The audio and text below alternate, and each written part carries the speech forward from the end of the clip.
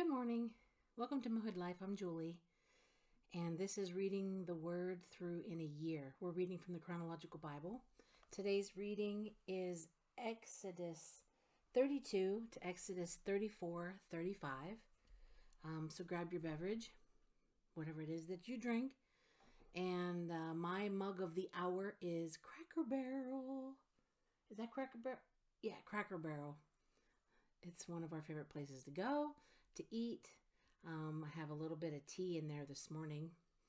So that's what I got going on. So you grab what you got going on and let's get to reading the Word of God this morning. We start with a little narration entitled The Covenant Broken and Renewed.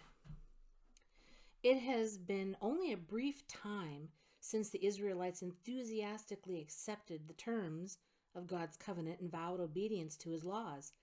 Yet their commitment was apparently more a matter of emotion than of sincere dedication.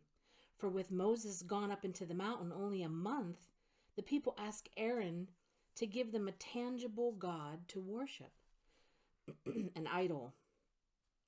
God, of course, has specifically forbidden such worship.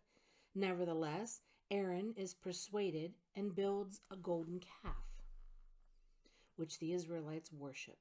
God's response is one of anger, and Moses must intercede on behalf of the people. Moses' own reaction is also one of anger, as is witnessed by his responses to this disheartening turn of events. Yet God is forgiving, and with firm repetition of his laws, he agrees to renew the covenant. So we begin with Exodus 32. When the people saw that Moses was so long in coming down from the mountain, they gathered around Aaron and said, "Come, make us gods who will go before us. As for this fellow Moses, who brought us up out of Egypt, we don't know what has happened to him." Aaron answered them, "Take off the gold earrings that your wives, your sons, and your daughters are wearing, and bring them to me." So all the people took off their earrings and brought them to Aaron. He took what they handed him and made it into an idol cast in the shape of a calf, fashioning it with a tool. Then they said, "These are your gods, O Israel, who brought you up out of Egypt." Wow. When Aaron saw this, he built an altar in front of the calf and announced, "Tomorrow there will be a festival to the Lord." So the next day the people rose early and sacrificed burnt offerings and presented fellowship offerings. Afterward they sat down to eat and drink and got up to indulge in revelry. Then the Lord said to Moses, "Go down, because your people whom you brought up out of Egypt have become corrupt. They have been quick to turn away from what I commanded them and have made themselves an idol cast in the shape of a calf. They have bowed down to it and sacrificed to it and have said, 'These are your gods, O Israel, who brought you up out of Egypt.' I have seen these people," the Lord said to Moses, "and they are a stiff-necked people. Now leave me alone so that my anger may burn against them and that I may destroy them. Then I will make you into a great nation." But Moses sought the favor of the Lord his God. "O Lord," he said, "why should your anger burn against your people, whom you brought out of Egypt with great power and a mighty hand? Why should the Egyptians say, 'It was with evil intent that he brought them out, to kill them in the mountains and to wipe them off the face of the earth'? Turn from your fierce anger, relent, and do not bring disaster on your people. Remember your servants Abraham, Isaac, and Israel, to whom you swore by your own self. I will make your descendants as numerous as the stars in the sky, and I will give your descendants all this land I promised them, and it will be their inheritance forever." Then the Lord relented and did not bring on his people the disaster he had threatened. Moses turned and went down the mountain with the 2 tablets of the testimony in his hands. They were inscribed on both sides, front and back. The tablets were the work of God. The writing was the writing of God, engraved on the tablets. When Joshua heard the noise of the people shouting, he said to Moses, "There is a sound of war in the camp." Moses replied, Is it not the sound of victory?" It is not the sound of victory. It is not the sound of defeat. It is the sound of singing that I hear." When Moses approached the camp and saw the calf and the dancing, his anger burned, and he threw the tablets out of his hands, breaking them to pieces at the foot of the mountain. And he took the calf they had made and burned it in the fire. Then he ground it to powder, scattered it on the water, and made the Israelites drink it. He said to Aaron, "What did these people do to you that you led them into such great sin?" "Do not be angry, my lord," Aaron answered. "You know how prone these people are to evil. They said to me, 'Make us gods who will go before us.' As for this fellow Moses who brought us up out of Egypt, we don't know what has happened to him." So I told them, "Whoever has any gold jewelry, take it off."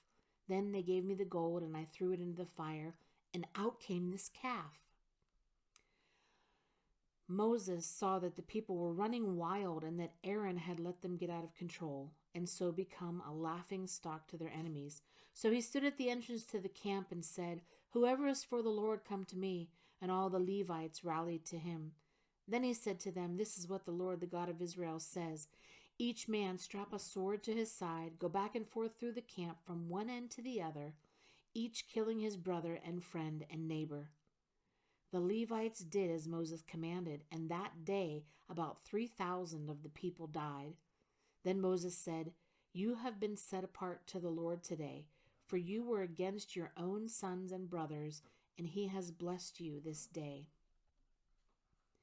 The next day Moses said to the people, "You have committed a great sin, but now I will go up to the Lord. Perhaps I can make atonement for your sin."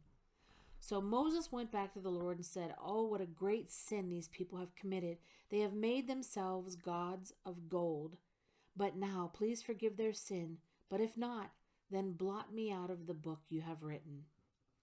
The Lord replied to Moses, "Whoever has sinned against me, I will blot out of my book. Now go, lead the people to the place I spoke of, and my angel will go before you. However, when the time comes for me to punish, I will punish them for their sin." And the Lord struck the people with a plague because of what they did with the calf Aaron had made. Then the Lord said to Moses, "Leave this place, you and the people you brought up out of Egypt, and go up to the land I promised on oath to Abraham, Isaac, and Jacob, saying, 'I will give it to your descendants.' I will send an angel before you and drive out the Canaanites, Amorites, Hittites, Perizzites, Hivites, and Jebusites.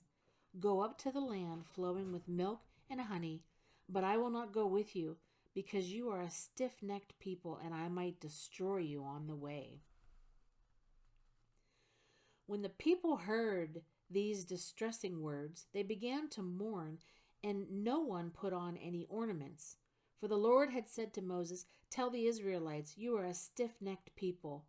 If I were to go with you even for a moment, I might destroy you. Now take off your ornaments, and I will decide what to do with you."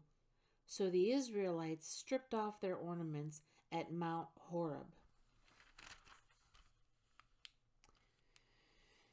Now Moses used to take a tent and pitch it outside the camp some distance away, calling it the tent of meeting. Anyone inquiring of the Lord would go to the tent of meeting outside the camp. And whenever Moses went out to the tent, all the people rose and stood at the entrances to their tents, watching Moses until he entered the tent. As Moses went into the tent, the pillar of cloud would come down and stay at the entrance, while the Lord spoke with Moses. Whenever the people saw the pillar of cloud standing at the entrance to the tent, they all stood and worshipped, each at the entrance to his tent. The Lord would speak to Moses face to face as a man speaks with his friend.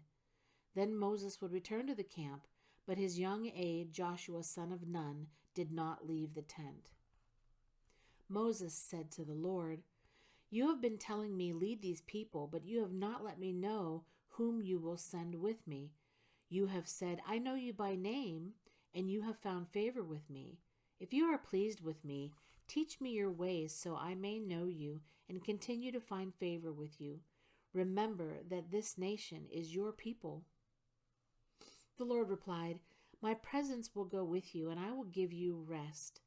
Then Moses said to him, "If your presence does not go with us, do not send us up from here.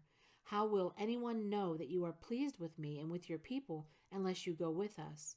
What else will distinguish me and your people from all the other people on the face of the earth?" And the Lord said to Moses, "I will do the very thing you have asked, because I am pleased with you and I know you by name." Then Moses said, "Now show me your glory." And the Lord said, "I will cause all my goodness to pass in front of you, and I will proclaim my name, the Lord, in your presence. I will have mercy on whom I will have mercy, and I will have compassion on whom I will have compassion. But," he said, "you cannot see my face, for no one may see me and live." Then the Lord said, "There is a place near me where you may stand on a rock. When my glory passes by, I will put you in a cleft in the rock and cover you with my hand until I have passed by. Then I will remove my hand and you will see my back, but my face must not be seen." The Lord said to Moses, "Chisel out 2 stone tablets like the first ones, and I will write on them the words that were on the first tablets, which you broke. Be ready in the morning, and then come up to on Mount Sinai. Present yourself to me there on the top of the mountain. No one is to come with you or be seen anywhere on the mountain. Not even the flocks and herds may graze in front of the mountain."